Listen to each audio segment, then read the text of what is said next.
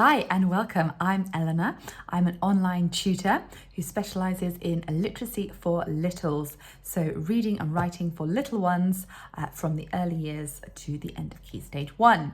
Now today I'm going to talk to you a little bit about that journey. So the journey from the start of early years to the end of Key Stage 1. Now it builds the absolute foundation for the rest of their educational journey and really for life, because reading and writing are skills that are just essential for every day.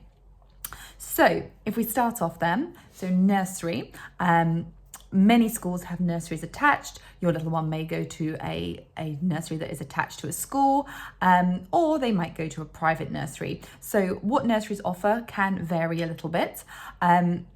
That year prior to reception is all about building that phonological awareness. So that awareness of listening and sounds. Hopefully they should be doing fun activities that involve things like sound walks, listening out for sounds and identifying sounds. You know, what's that sound? And it's like an animal or something. And being able to connect it to what it is. Lots of rhythm and rhyme. This is really important as well. And nurseries now do a little bit more of the very beginning of phonics. So phonics programs, there are several different ones. Schools buy into them. So it's a commitment because they're very expensive programs. The two most popular across the country are Little Wandle and Read Write Inc. Read Write Inc, which is confusingly spelled INC at the end. When you think as it is to do with writing, it's INK, but it's not. It drives me mad. Anyway, so those are the two most popular programs, but there are many other ones that are used. There are pluses and minuses to them all, really. Once upon a time, in the dawn of time, no, not that long ago, when I first started teaching, there were programs that you could use, but you were also a lot freer to interpret them and adapt them. Now it's all about being very tight and loyal to your program and not deviating at all. So it means that, the idea is that phonics is delivered more consistently throughout the country, across schools, because teachers have that strict guidance. But it also does mean that you can't really change it and adapt it to suit your children, which it was good to be able to do, to be honest. If you're a good teacher, then you can adapt and you can think, okay, these children respond better when we do things via song, or these children really take to like activities that use lots of physical objects, or really a kind of a combination of all of them. And you can't do that any longer, but I can, because I do not have to stick to a specific program, which I love, because having taught both ways, I appreciate the stuff that is out there now. I think it's really good guidance for teachers and everything, but I think there should always be that freedom to interpret it as best for the children you are teaching, because that's what it's all about, really. And teachers should have that capability. You know, if we are professionals, hopefully most of them are good at their job. Most of us are good at our job. So I think it's a loss, because some children find it really hard with the programs. It just doesn't suit their style of learning, and there's not much that can be done about that. So that is kind of like a flaw in the way that phonics is delivered now, but it is probably more consistent. You know, back when it was more up for interpretation, you'd have some teachers who would do a really good job of it because they were passionate about it, but they were dedicated, they were really good at their jobs, and others who were, not so much like that. So in which case it wasn't delivered so well. So that's a little bit about the programs, the phonics programs. And many nurseries now, they will, especially ones attached to schools, will do like a little bit of phonics towards the end of the year in nursery, the final year in nursery. So you're looking at sounds like s, a, t, p, I, n. So sapping, as we like to refer to it as. Now, it doesn't matter if your child doesn't get that coverage, because that is where they start in reception. So nursery is more, rather than going into the very specific phonics, it's more about building that basis of understanding and development so that they are ready for the phonics. Now, when they go into reception, that's when they kind of like really properly start their phonics journey. That's when sounds for each letter are introduced, and that's what they'll start off with. So the majority of programs, they start with SATPIN. And that is because those sounds especially mean that you can start putting together words using those sounds very quickly, like nap and in and tin and pin, all those sat, all those kind of words. So it means that children can very quickly start to see the point of it all and to be empowered to start to read. Read, write, ink does do slightly different letters at the beginning. But they're still very useful ones. It's a very successful program. So that's where they start off with their phonics learning. They are introduced to the sound. Now, this is what's so important. As adults, we talk about letter names. So SAT, for example. But for children, they need to focus on the sound of the letter, because that is how they read. We blend the sounds together, and that's reading, or at least the very beginning of reading. There are more complicated levels as they progress, but essentially you need to know the sounds. So if you are doing some stuff with your little one at home, then please concentrate on the sounds rather than the letter names, because they can't, if they learn them as letter names, they can't blend them, so it's not going to help them to be able to read. So they start off with the single letter sounds, and then they will progress to digraphs. Digraphs are two letters that make one sound. Di is from the Greek. And then trigraphs. Tri is three, and that's from Latin. So trigraphs are three letters that make one sound. And that will be in like the sort of, primarily those are taught in the part of the year that happens after Christmas, but they will do a few just beforehand, like qu, for example. So you have Q and U together, qu for queen. So that's the sounds aspect of phonics, so like what exactly they learn. And as these are introduced, they will be shown how to form each letter. They will practice that. They will be shown how to blend the sounds together. So when we put the sounds together to make words that we can read, that is blending. And to segment. So when they are writing, it's identifying the sounds in the word and being able to write them down. And that happens basically from the start. Now it's fine if they don't pick it up straight away. It's that kind of gentle start at the beginning of reception. Some receptions don't do full time to begin with. They kind of just like gently ease you in, and they won't, the majority won't start their phonics journey for the kind of the first couple of weeks, but it does vary. There is quite a lot to cover. So along with that, you have tricky words. In Read, Write, Ink, those are called red words. They can also be called common exception words. And these are words that you can't use the phonics that you've just been learning to work out. So some of the first ones that are taught are I and the. Sorry about that. The tablet just beeping there. So you've got ones like I and the, no and go. Now, tricky words, lots of them can be slightly broken down using the phonics. So for example, no, we can sound out the n part of it. It's the o making the o part that is tricky.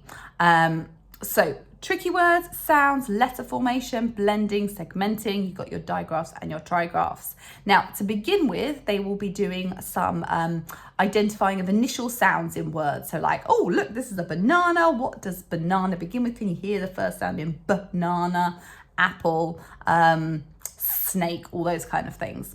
And then from there, they will kind of move on to being able to identify each of the sounds in a word.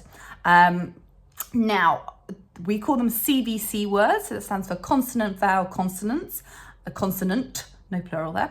And those are the words that they will kind of be introduced to and be identifying the sounds in. So they'll do some segmenting, they'll be blending them to read. That's like kind of that key starter bit for the reading and the writing. They will find that the initial sound tends to be the easiest to get. Then the last sound, don't know why I did it with these fingers. I can't move them separately. And then the middle sound tends to be the trickiest one to identify.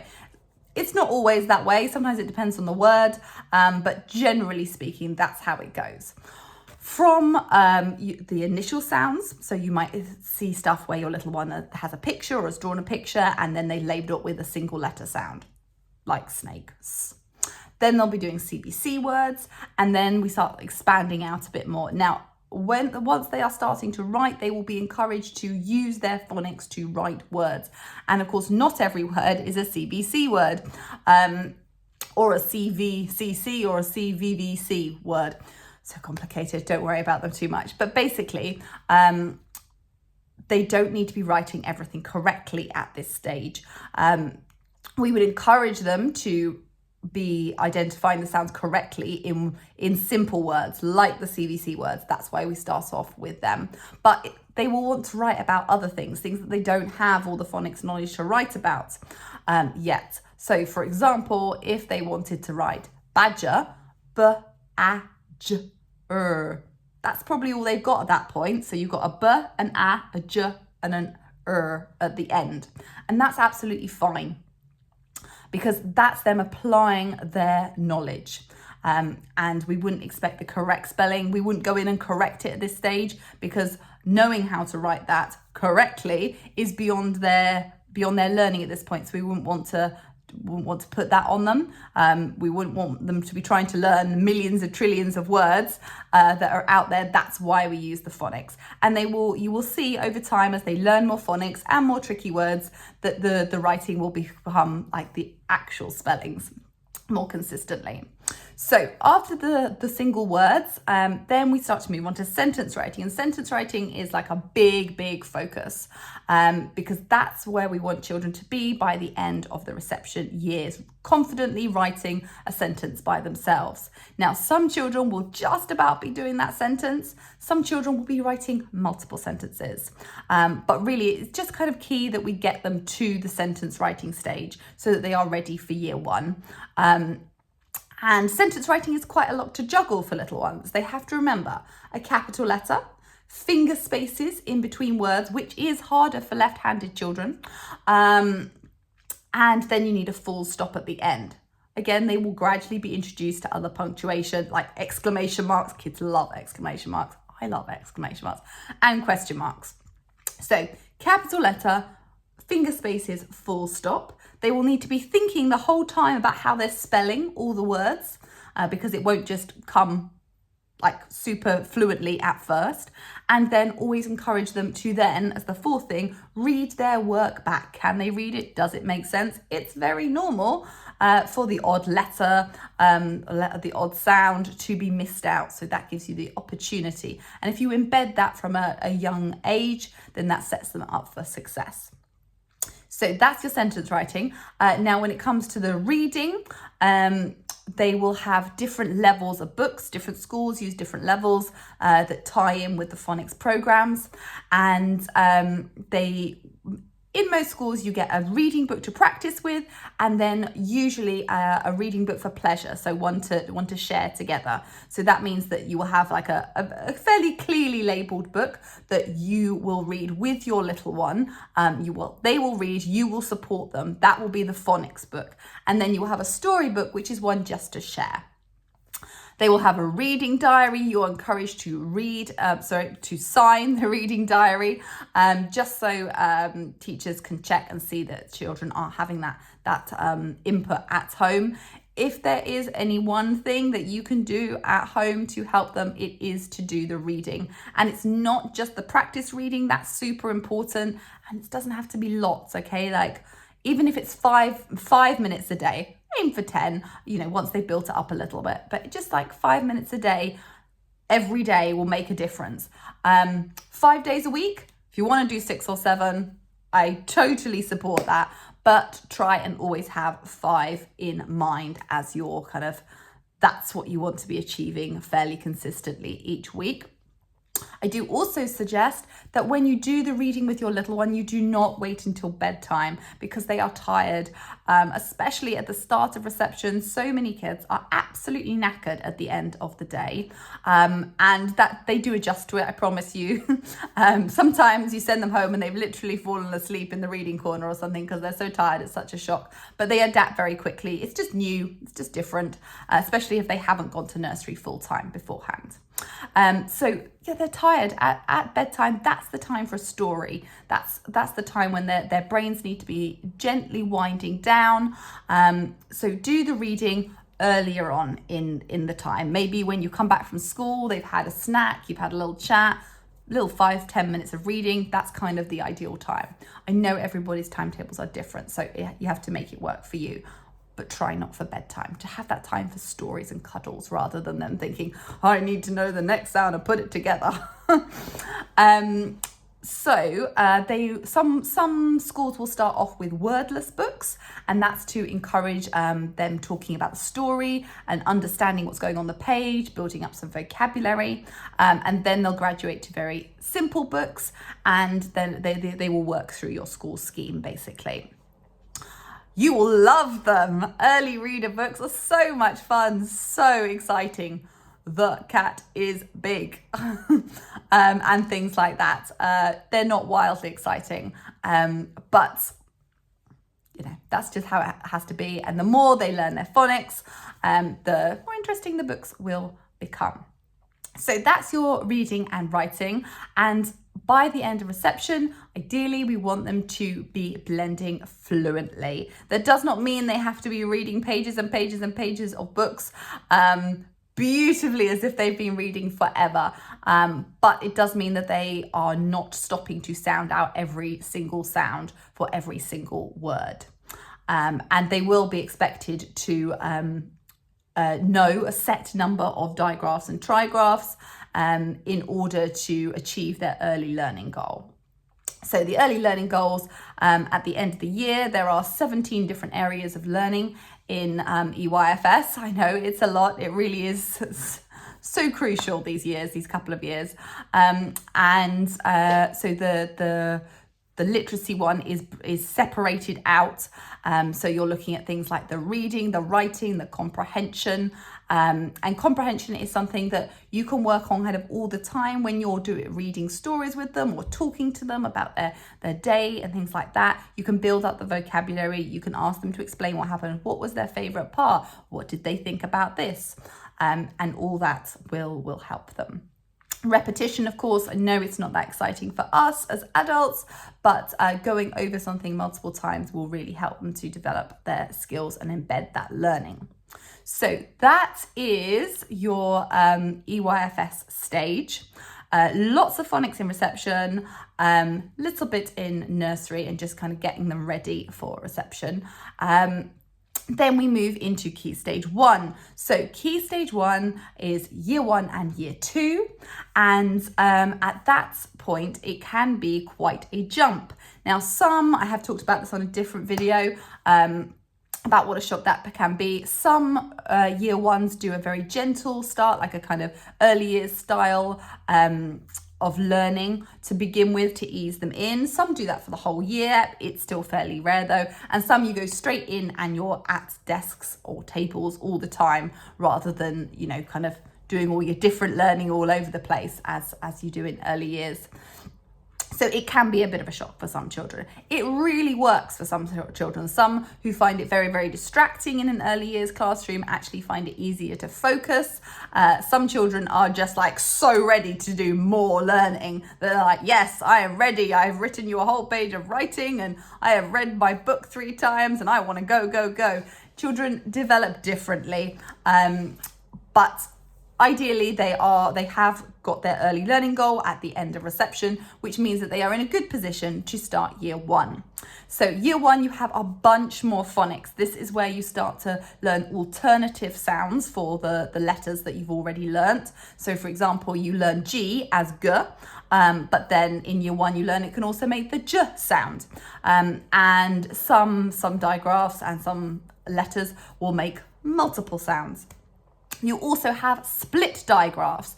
That is where the sound is split up. So you have two letters that make one sound, a digraph, but they are split up by another letter in between. I'm going to do a whole different video on that, so just look out for that if you find a split digraphs confusing. At the end of year 1, they have the phonics screening check, which assesses them on their phonics basically. They will be expected to read a whole bunch of words. Some of them will be real, some of them will be fake, alien words they're called, which we have our opinions on whether or not alien words are that helpful, but it is checking that phonics understanding. It can confuse some children, especially if they know that the word isn't real. It can be confusing, but they will be very prepped for this check. This year, the government has just raised the percentage expectation for passing the phonics screening check. So that will be interesting to see. And if they don't pass the phonics screening check, then they retake it at the end of year 2. So that's a bit about the phonics in year 1. Year 1 is also where they are introduced to some grammar. So we're talking about nouns, verbs and adjectives primarily. So nouns are things essentially. So person, people, or person, I got in a muddle there. I've said this so many times, I can't believe I did this. So person, place, animal, thing for nouns.